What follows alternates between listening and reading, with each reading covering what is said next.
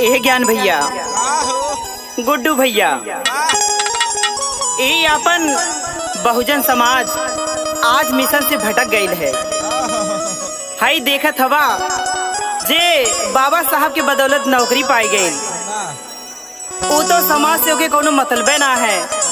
और है आजकल के लड़के पूछा मत भैया, खाली रील बनावत हूँ, फ्री फायर खेलत हूँ। हाँ एकदम सही पकड़ ले है यार। और ये नहीं कि जगावे बदे ये गीत है भैया। कैसे कैसे है सुना। अरे मिशनमा पीछे जाता बहुजन, ए भैया मिशनमा पीछे जाता बहुजन, कि चेता अब से तू माना हो कहनमा, मिशनमा पीछे जाता बहुजन।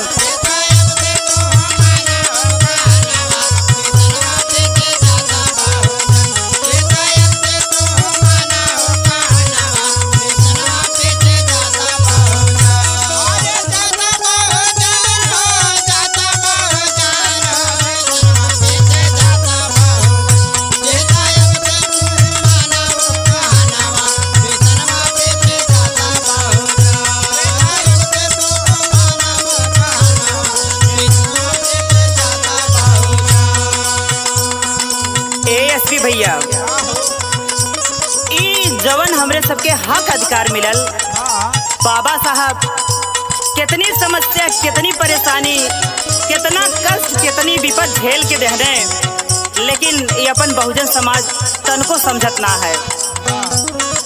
कहे है बड़ी लड़ाई लड़के मिलल हमनी के आजादिया,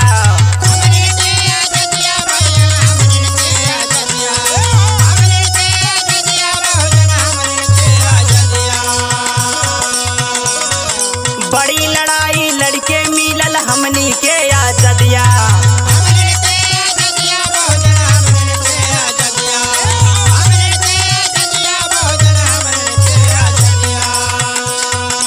टीवी मोबाइल में फंस के ना काला बर्बादिया, कि निदिया से जागा बहुजन, निदिया से जागा बहुजन, कि तायब से तू माना हो कहनमा, मिशनमा पीछे जाता बहुजन।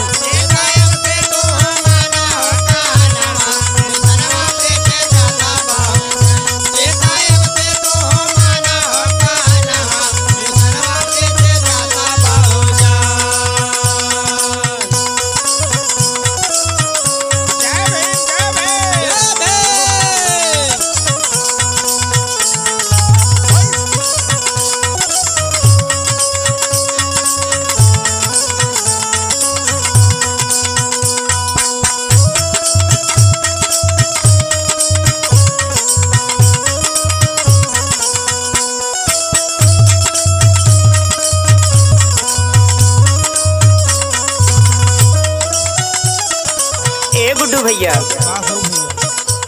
ई लड़के तो लड़के सबके जो सयान बा वहू कौनो ख्याल ना है। हाई युवा लोग तो अपने रास्ता से एकदम भटक गए हैं। इन्हें ई लगत है हरियर घास हमेशा रहे,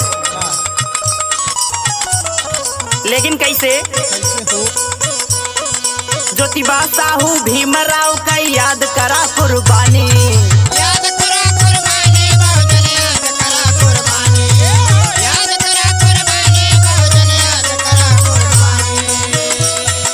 अपने समाज के जगावे खातिर ना जाने कितना महापुरुष ये आजादी के लड़ाई में उतरने और हमरे सबके हक अधिकार दिलौने, लेकिन केहू के कोनो मतलब ना बाहर सबसे।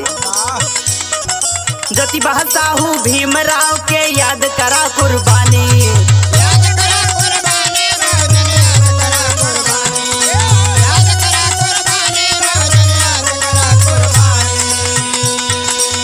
बाजे गफलत में रह के आई समय पुरानी, इतिहास यापन जाना बहुजन, इतिहास यापन जाना बहुजन, चेतायब से तू माना हो कहनमा, मिशनमा पीछे जाता बहुजन।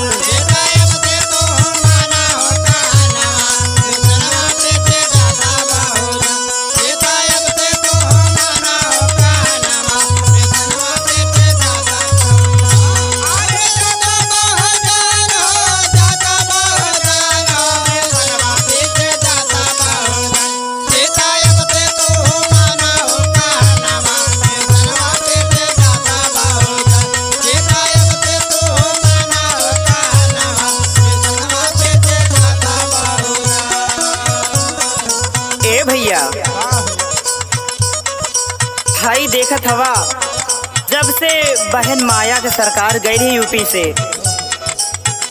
तब से यूपी में कितनी दहशत है।